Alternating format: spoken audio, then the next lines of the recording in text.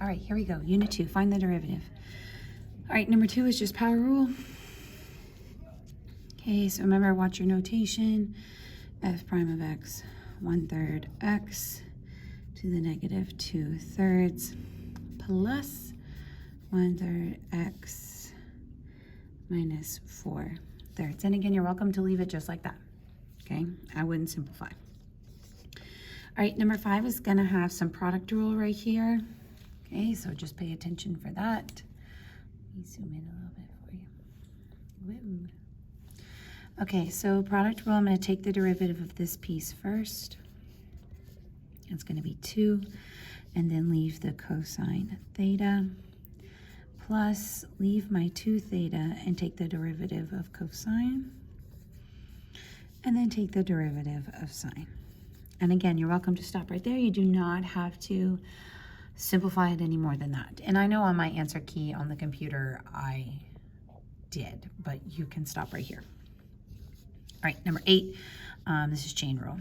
Okay, again, pay attention to your notation. That's going to be a -6, 2 minus 3x to the first power, then times the derivative of that -3x, which is going to give you -3. Again, you can stop right here, or you can go ahead and multiply the -6 and -3. All right, 3 and 6. 3 could be quotient rule, but I would rewrite 3 before you take the derivative as this. 3/4 times t to the -3. So when it's in the denominator and it's just one variable, it's not like a binomial or anything, this is what you can do, and this is the simplest way to take the derivative. Now, if you'd like to turn it into quotient rule, you're more than welcome to. Frankly, I think it makes it harder, but whatever your brain thinks of. All right, so this becomes -9/4, and then t to the -4. Okay. Again, you don't have to simplify. You can stop right there. All right, number 6, this for sure is quotient rule. Okay, so quotient rule is ho da high. So take the derivative of the high minus high times the derivative of the ho. All over, all over ho squared. Again, you can stop right here, or you can keep going. I'm going to stop. All right, number 9, cotangent is just going to have to be one of those things that you remember. Okay, that -4 just stays with it. So you do -4 times negative cosecant squared. And again, you can multiply the 2 negatives together and make it positive if you so desire. All right, number 10 is using the limit definition to find the derivative. Now, the good thing about using the limit definition is that you know where you're supposed to end. So you can always kind of work backwards to make sure that you did it correctly. All right, so the limit definition looks like this. You start with limit, it's always h, it's always approaching 0. Okay, this is the template. F of x plus h minus f of x all over h. So what this means is that everywhere where you have an x in your function, you're going to write x plus h minus the original function always over h. All right, so now this is going to look like I'm going to start plugging it in. All right, I'm going to plug in x plus h wherever I have an x plus 1. So I have to plug it into the whole thing. So I rewrite the whole thing and then minus. Now, because my function is more than one term, I need to make sure I put that in parentheses. And then over h. So again, my original function, where there was an x, I put x plus h, and then minus my original function. So now I start to multiply and do all the things. So make sure you know how to square this binomial. This is x squared plus 2xh plus h squared plus 1. Distribute that negative, minus x squared minus 1. And then right here, once you've multiplied everything out, there should be a handful of things that get eliminated or cancel out. So positive x squared, negative x squared, positive 1, negative 1. And that's what you want to happen, okay? So we keep going.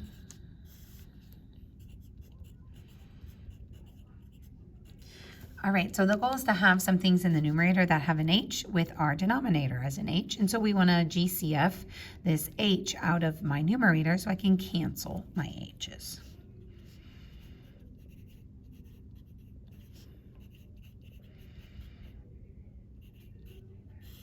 And it's okay if they don't all get eliminated. That's all right. So these get eliminated.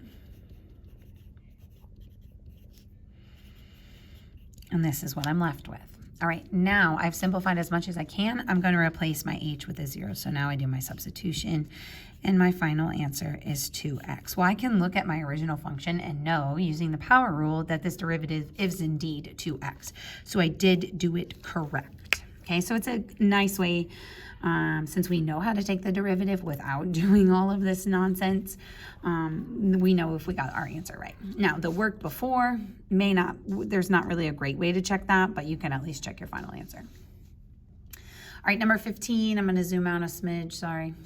Okay, so we're finding an equation of a tangent line at the particular point. So anytime you do a tangent line, you need your point of tangency and you need your slope of your tangent line. So they have already given us our entire point of tangency. Now we just need to find the slope. So to find the slope of my tangent line, I need to take my derivative. This derivative is going to need product rule. So if I take the derivative of x, I'm left with sine x. Plus, if I take the derivative of sine, I'm left with cosine x. All right, so now I'm going to, this is my formula for my slope, so now I'm going to plug in my x value. So y prime at pi is sine of pi plus pi times cosine pi. All right, well, sine of pi is 0. So that disappears. Then I have pi, cosine of pi is -1. So that's going to give me negative pi as my slope. All right, so now I'm going to take these two things and plug it into point slope form. So y minus y1 equals m times x minus x1. Depending on the instructions or the answer choices, you can stop here or keep going.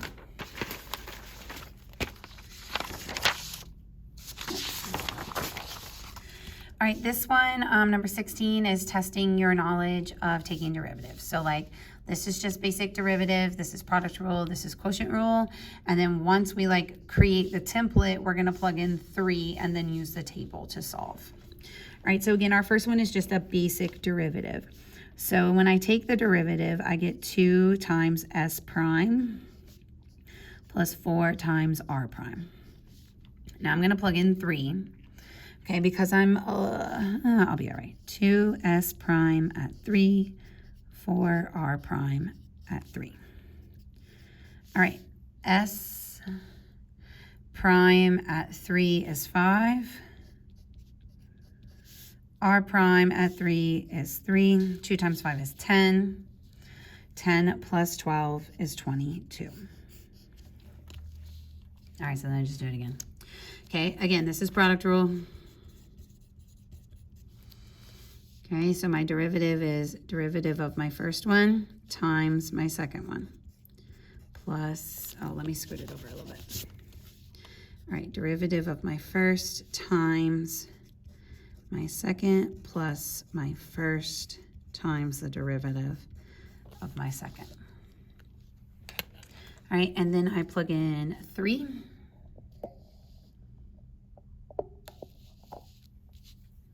Sorry, just trying to adjust.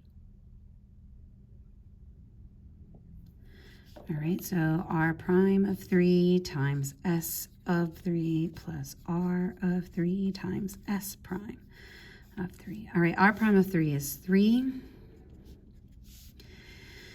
S of 3 is 2. R of 3 is -2. S prime of 3 is 5. 6 minus 10, -4. All right, and part C is your quotient rule, okay?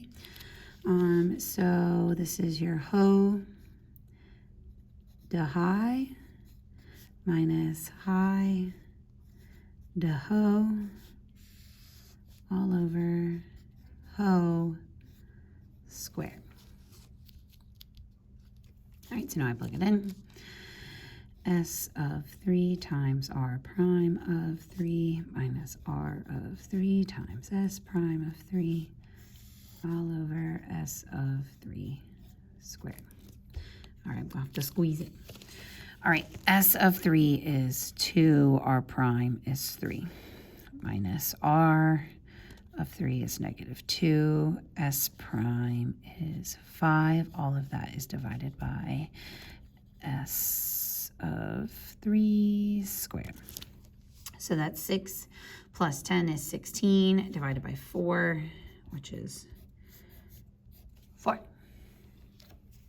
Okay, you do need to know this. Okay, so make sure you know how to do these. I know it's been a while, but velocity is our first derivative, acceleration is our second derivative. When your particle is at rest, this is when your velocity is equal to 0. Moving left is when your velocity is less than 0. Speed is just the absolute value of velocity. Displacement is kind of like slope, but not really. This is, because you're not dividing. This is x of 3 minus x of -1. And total distance, you make a list of all the stops, like the critical values. Goodness gracious, this thing is kind of a mess. You make a list of all the starts and stops, the critical values, and then you find the distance in between them. All right, so let's go. Velocity is our first derivative. So this is how I'm going to write it. V of t is equal to x prime. Okay, that's what velocity is. So let's take the first derivative. We get 6t squared minus 6t. All right, part B, the acceleration. So acceleration is equal to the derivative of your velocity, which is also the second derivative of your original. So I'm going to take the derivative of the one I just have, 12t minus 6. All right, V is velocity, A is acceleration, and my original function x is my position. So this is my position. All right, part C, when is the particle at rest? So this is when my velocity is equal to 0. So 6t squared minus 6t equals 0. I'm going to factor. Okay, so when time t equals 0 and when time t equals, oops, that should be a t, sorry, not an x.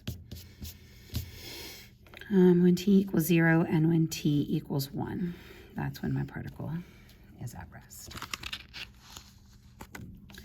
All right, part D is looking for when is it moving to the left. So moving to the left is when my velocity is less than 0. Moving to the right would be greater than. So this is when we do our first derivative number line. So I'm gonna plot my two critical values and I'm gonna plug in numbers in each interval into my derivative and see what I get. So if I plug in -3, that's gonna be a negative times a negative, which will be a positive. Okay, so that means on this interval before 0, it is moving to the right. Sorry. Okay, right in the middle, I'm gonna just do 0.5. So 0.5 is positive, 0.5 minus 1 is gonna give me a negative. So anywhere between 0 and 1, we are moving to the left. And then greater than 1, let's try 3, positive, positive, positive. So this means that my particle is moving to the left anytime between 0 and 1. Okay? All right, E is when is the velocity equal to 12 feet per second. So I simply take my velocity function, which is 6t squared minus 6t, and set it equal to 12. Okay, this looks like a polynomial, so I'm going to go ahead and turn it into a trinomial. I can divide everything by 6 to reduce this, so it's a little bit easier to factor. That's going to be t minus 2, t plus 1.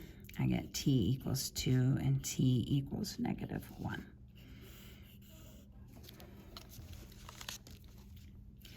All right, F, find the particle speed when the acceleration is equal to 0. Okay. So for this one, I'm going to set my acceleration function equal to 0. 12t minus 6 equals 0. This one's nice and easy. Okay, now this is my time. So now speed is the absolute value of my velocity. So this is going to look like absolute value of my velocity when t is 1/2. So I'm going to come to my velocity function. 6 times 1/2 squared minus 6 times 1/2. All of that in between my absolute value bars. That's going to be 1/4. So this is going to be 6/4 minus 3. And then over here, if I multiply this by 4, that's going to be 12. So that's going to give me -6/4. But remember absolute value, so 6/4 reduces to 3/2. So my final answer there is 3/2.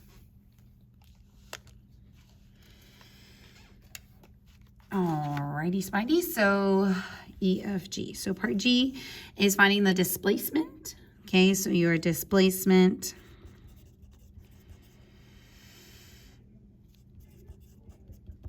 is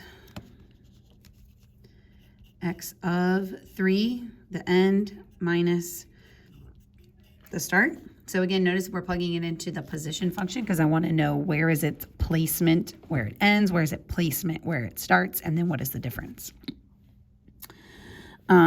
So I'm going to plug in 3. 3 cubed is 27.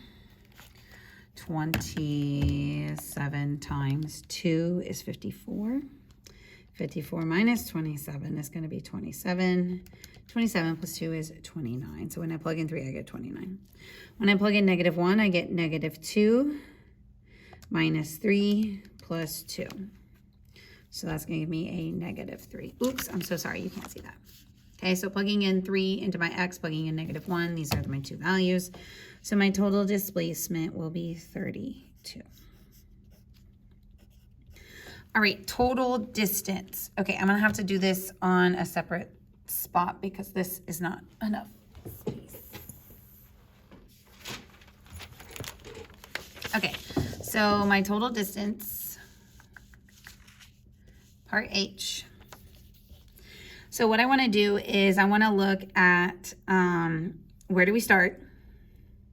Where do we end, and where are all our critical points in between? So my critical points are over here on letter C, really, where I set my velocity equal to 0, my first derivative. So my first derivative is always going to tell me my critical values, whether it's graphically or in this kind of function. So these are going to be all my x values. So I'm starting, if you look at the information, I'm starting at -1. I have a critical point at 0. I have a critical point at 1, and I'm going to end at 3.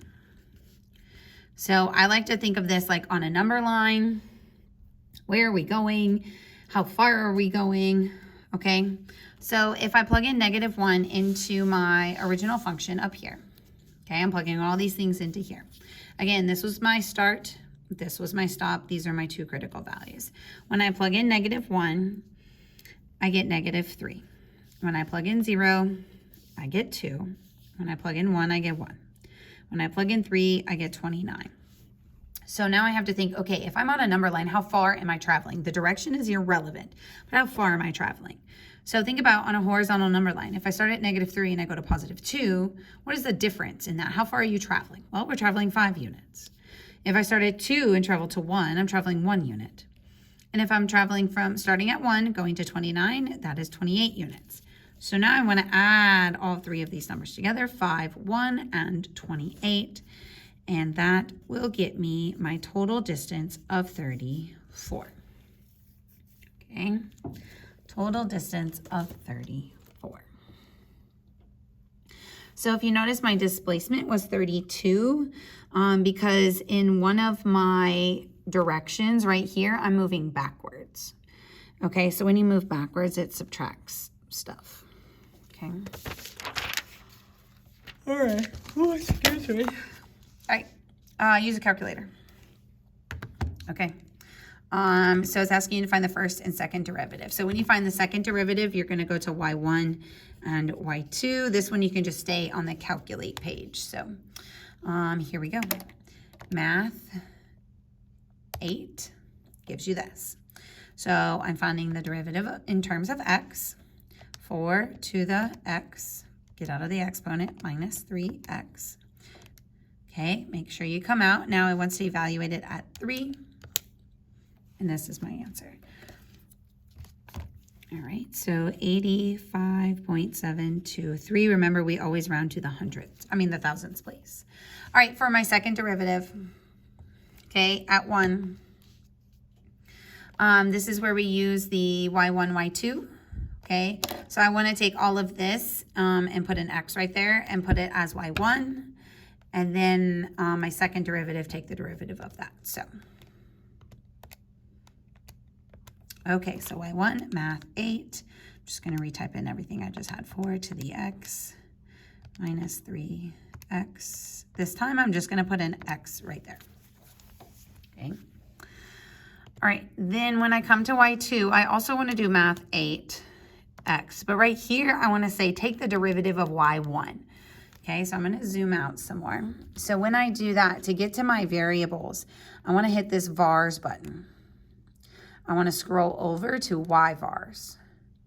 I want to select function, and then now I can select y1. And now it has put y1 right there.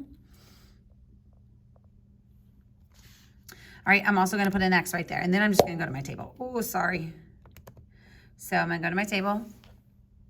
And it wants me to evaluate at 1, so I'm plugging 1.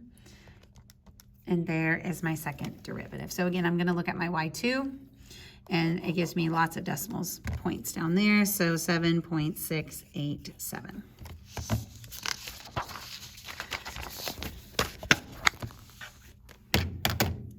All right, is it continuous at 0? So the definition of continuity is the limit from the left. Is it equal to the limit from the right?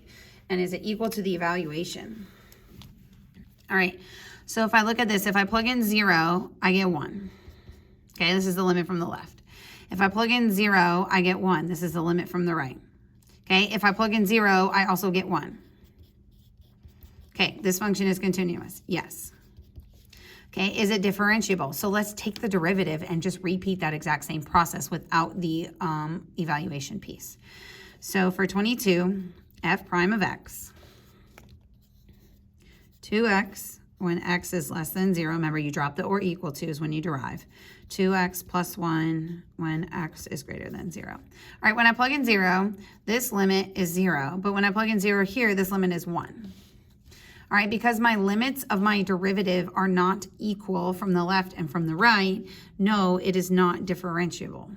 Okay, well, because the limit as x approaches 0 from the left of f prime is not equal to the limit as x approaches 0 from the right of f prime. All right, done. All right, 23, part A, plug in 0, I get 1. Plug in 0, I get 2. Is it continuous? No. Okay, because the limit from the left does not equal the limit from the right.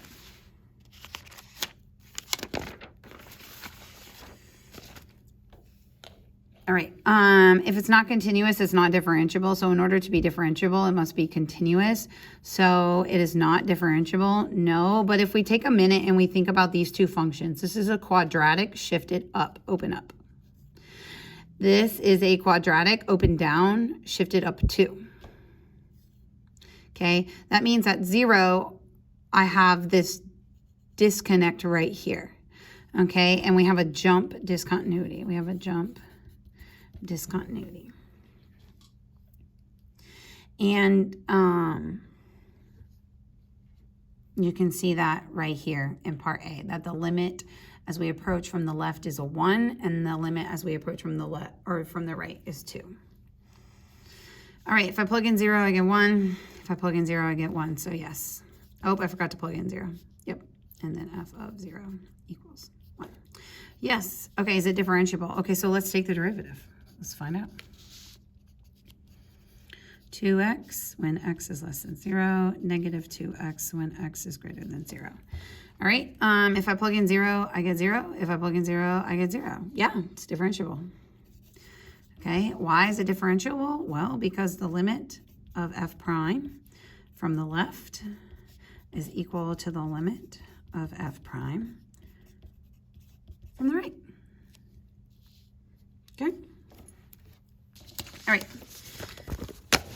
Number 21, you need to know this shape. This is just, it's like x cubed.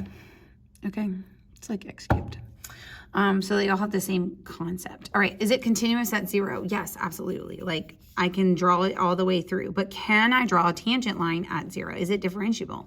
Well, no, because it's going to give me a vertical tangent right there. Okay, so that's our reason. No, you get a vertical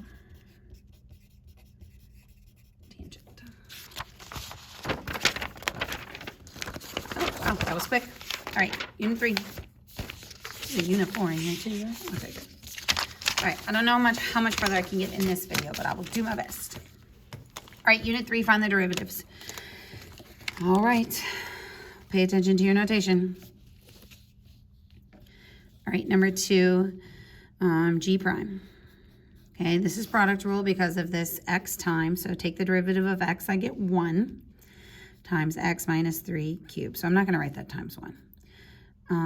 Plus, keep the x, take the derivative of this.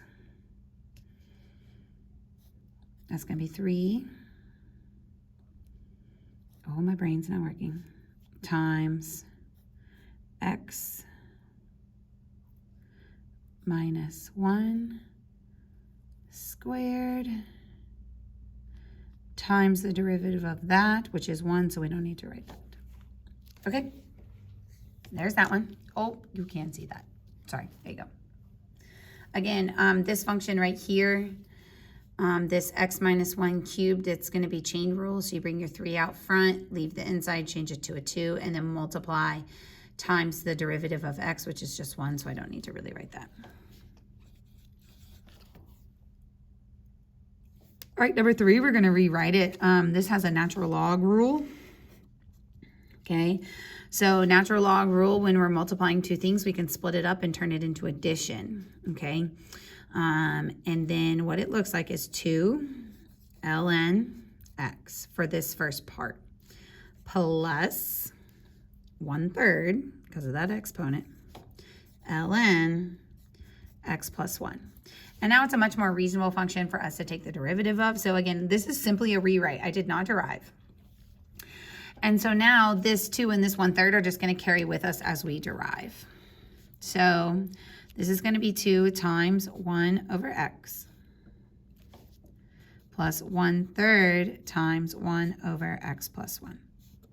Remember the rule for natural log, derive, you derive the inside, and then whatever's inside goes at the bottom and the ln just disappears. You can leave it just like that, or you can simplify. I'm going to leave it just like that.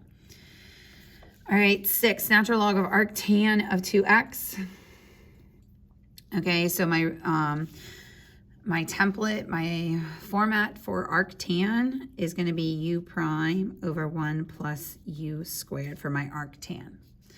Okay, so y prime is going to look like the derivative of that, which I use this function. So this is going to be 2 over 1 plus 2x squared is 4x squared. All over arctan of 2x. Now, I can almost guarantee you that you will never see any of them like this. If you want to simplify, remember what's in the denominator of the numerator will simply come into the denominator, and your 2 will slide down in the numerator. Okay, you can leave it like this or you can stop. I kept going in my notes, but I'm just going to stop right here for this one. Alrighty, number 7. Okay. This is product rule. Okay, so the derivative of natural log is going to be 1 over x times arctan of 2x, then plus ln x. And now I'm going to derive this, which we already know what it looks like. It looks like that.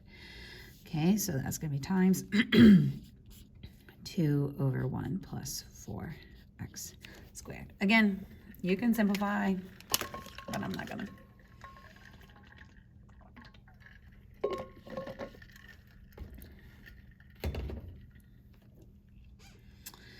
All right, number 9.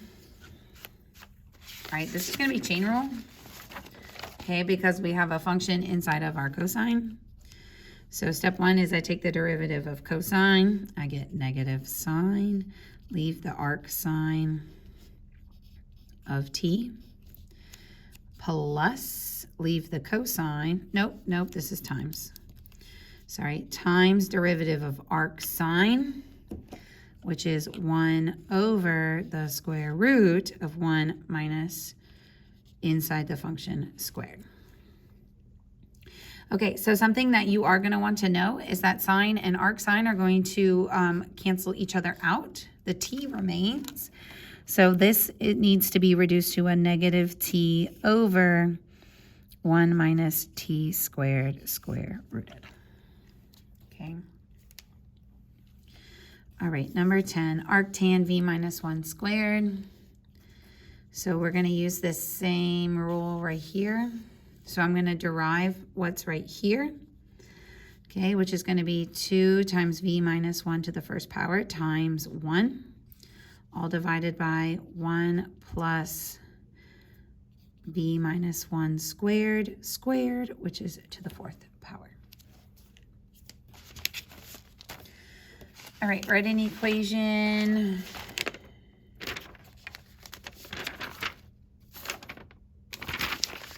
Write an equation for the line tangent. So we need our point of tangency. We need our slope of tangent line. We have our x coordinate. We just don't have our y. So to find our y coordinate, I'm going to plug in 0 into my original function. So to find my y value, e to the negative 0 minus 3, 1 minus 3, negative 2. Oh, you didn't see any of that. So sorry. All right, so now for my slope, I'm going to derive y prime. Remember, this is e to the negative x times the derivative of my exponent. That's going to disappear. Y prime at 0 of a negative e to the negative 0. E to the 0 is 1 times negative 1 is 1. So my slope is negative 1. All right, my equation, y minus y1 equals m, oh bless it, m times x minus x1. All right, number 12, implicit differentiation, because we have multiple variables. Remember, anytime you derive the y, you're going to add the y prime. So this is going to look like 2x. This is product rule right here. So this is going to be, take the derivative of x, you get 1 times the second one. Plus keep the x, take the derivative of the y, and you get y prime. Plus 2y, y prime equals 0. All right, so now I want to gather up my y primes and factor that out. I'll go step by step. So, all right, I need to move these two things over to the other side. Negative 2x plus y. Factor out my y prime. Negative x plus 2y. Divide.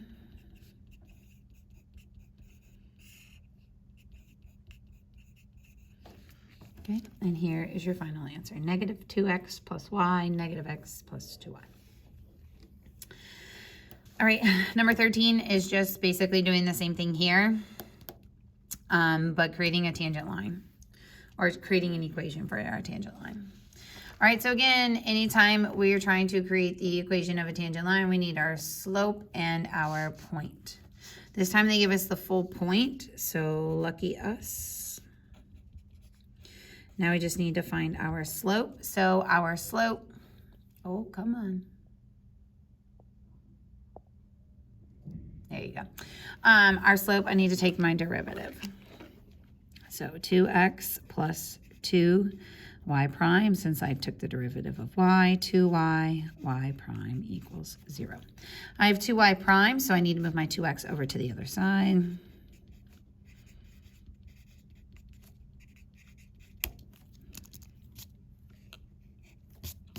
Factor out my y prime. Divide. All right, now to actually find the slope. Since I have an ordered pair to plug in, I can plug in my 1 for my x and my -2 for my y to find the actual slope.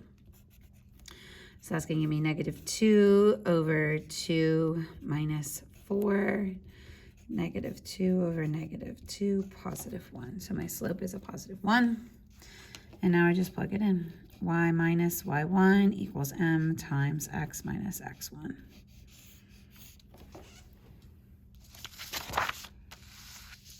All right, number 15, we did one like this. This is just testing your knowledge of the basic derivative rules. This one is product.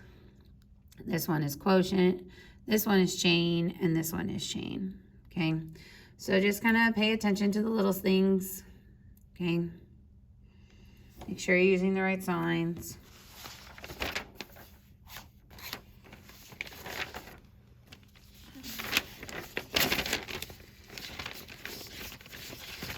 Whew, such a big packet.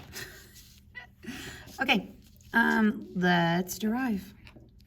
I'm gonna zoom in just a smidge. All right, part A, product rule. Derivative of the first times the second plus original first derivative of the second. All right, f prime of 1 is 5. So again, I plugged in 1. Here, I'll write it, sorry. F prime of 1. All of these we're plugging in the 1, okay? G of 1, f of 1, g prime of 1. So f prime of 1 is 5. G of 1 is 1. F of 1 is 2. G prime of 1 is 3. 5 plus 6 is 11. All right, part B, quotient rule, ho, de high minus high, de ho, all over ho squared. Again, plugging in 1. Okay, g of 1 is 1, f prime of 1 is 5, minus f of 1 is 2, g prime of 1 is 3, all over g of 1 squared. 5 minus 6 is -1, -1 over 1 is -1. All right, C, this is, chain. All right, take the derivative of the outside, leave the inside, times the derivative of the inside. So this one I'm gonna plug in. So g of 1 is 1. G prime of 1 is 3. F prime of 1 is 5. 5 times 3, 15. All right, now when I do it again, when we flip it, it does make a difference. It absolutely does. So when we do g of f of x, we do g prime of f of x times f prime of x. Well, f of 1 is 2. So now I'm doing g prime of 2 times 5. And g prime of 2 is 7.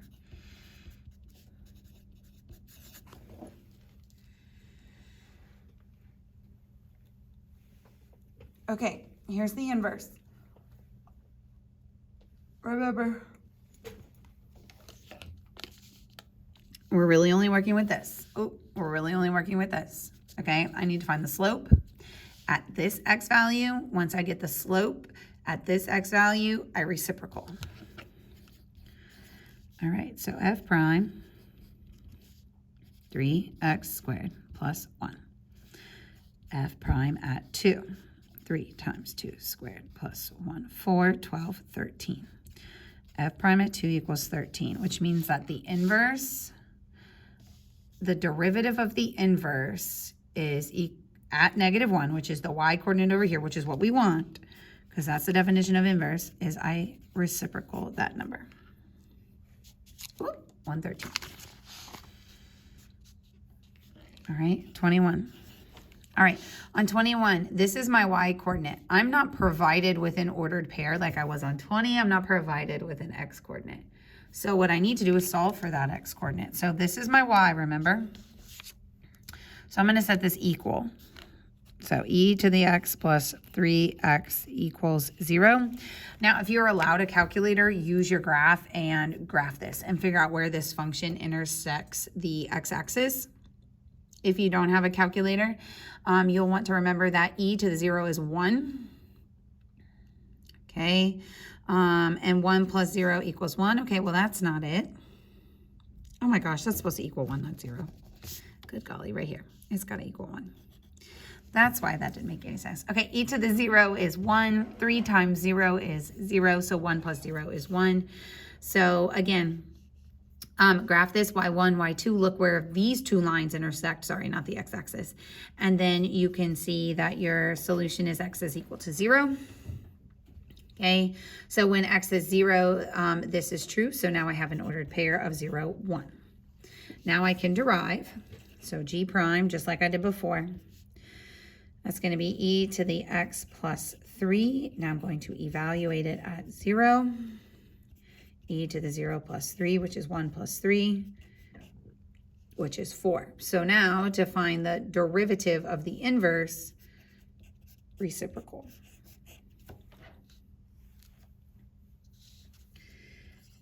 All right, 24. This is going to be the last one on this video, and then I'll pick back up with the rest of them. All right, so we're finding the derivative of the inverse at 5 for this function on this interval.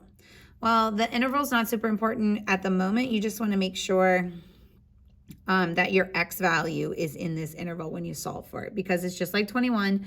We aren't, oh, I'm sorry, you didn't see any of that. Again, we're looking for the x value. They didn't give us an x value. So we're going to do what we did on 21. We just have to make sure that when we solve for that x value, that it lies in this interval. Okay, this one I absolutely graphed, okay? So to solve, we get x cubed minus 4x squared plus 3x minus 7 is equal to 5. Okay, remember this is my y value. All right, I'm not going to try and solve that by hand, so I'm going to graph this. I'm going to put this in y1, this goes in y2, and I look for the intersection.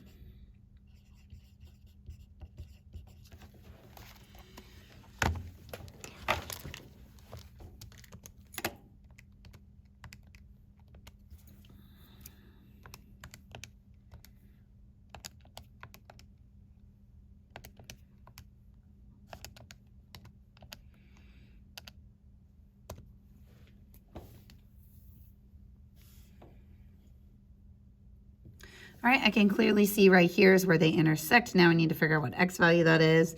You can look at your table if you want to. To me, it's just easy just to do second trace. Intersection, remember, it almost automatically like puts it on the curve for you. So like you don't need to find the cursor if you don't want to. All right, it intersects at 4. So my x is 4, so my ordered pair is 4, 5. So now I derive.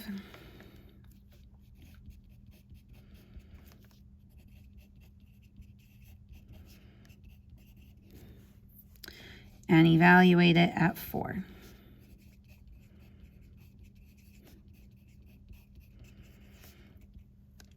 And this is going to give me 19. And then again, I'm looking for the derivative of my inverse at this y value, 1/19. Now, just because all these examples were fractions doesn't automatically mean all of your answers will be fractions when you do it, okay? All right, I'm gonna stop here and I'll pick up again on the next video.